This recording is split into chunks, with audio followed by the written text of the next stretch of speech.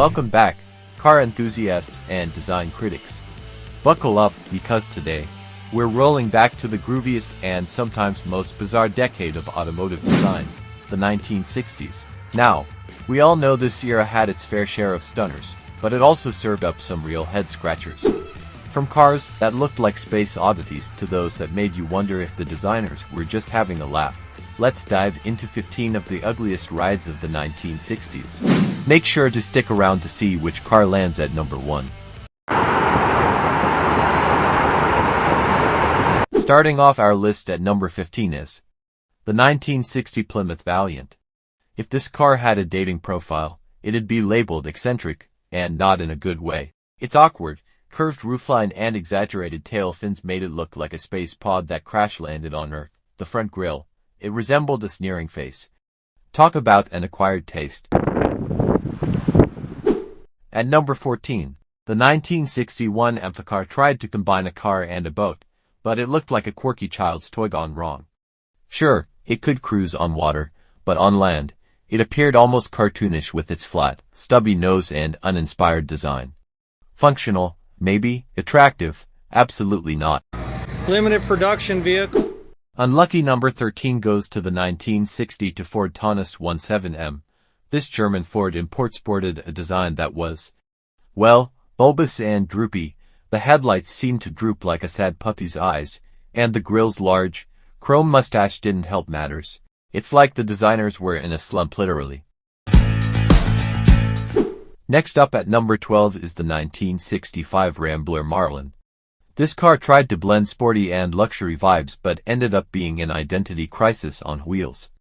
The overly large fastback made it look like a bloated fish. It's a love it or hate it design, and for many, it was definitely a hate it. There it is, right there. At number 11, we have the 1963 Studebaker Wagonaire. With its retractable roof, this was a creative idea poorly executed.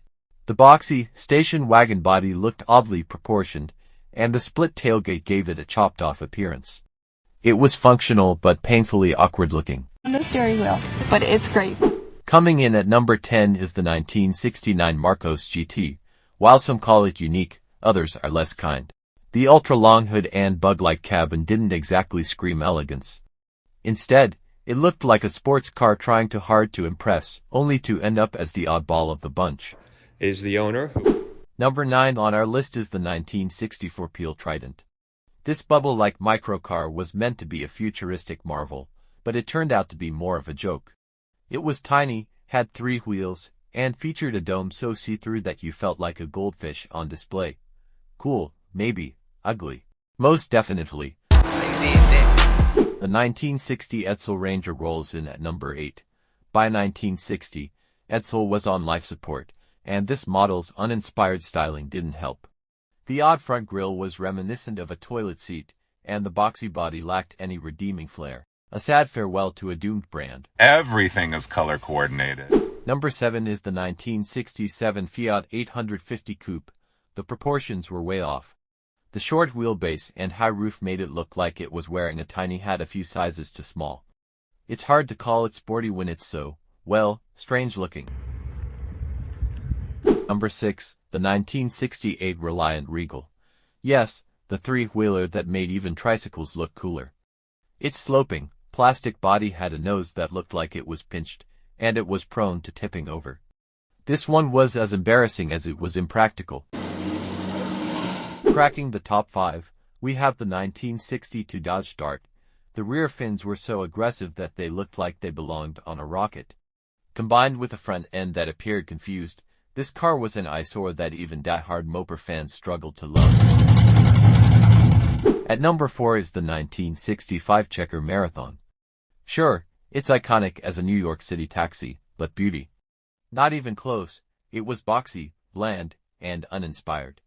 Functional, yes, but you wouldn't catch anyone cruising in this ride for style points. Number 3 is the 1966 Subaru 360. This tiny K car was adorable to some, but to most, it looked like a beetle that had been squished. With a face only a mother could love and questionable safety, it was far from anyone's dream ride. Something right out of a... At number 2, We have the 1961 Renault Caravelle. Despite its European charm, this convertible had a chunky, dull design that didn't stand out. Its flat front and uninspired lines made it forgettable, a major offense for a supposed car of the future. And finally, the undisputed champ of ugly, the 1961 Citroën ME6. With a backward slanted rear window and an oddly insect-like front, this car's design was confusing, to say the least. It looked like a caricature, as if Citroën's designers just said, "Let's see how weird we can get." Mission accomplished. So, there you have it, 15 of the ugliest cars from the 1960s.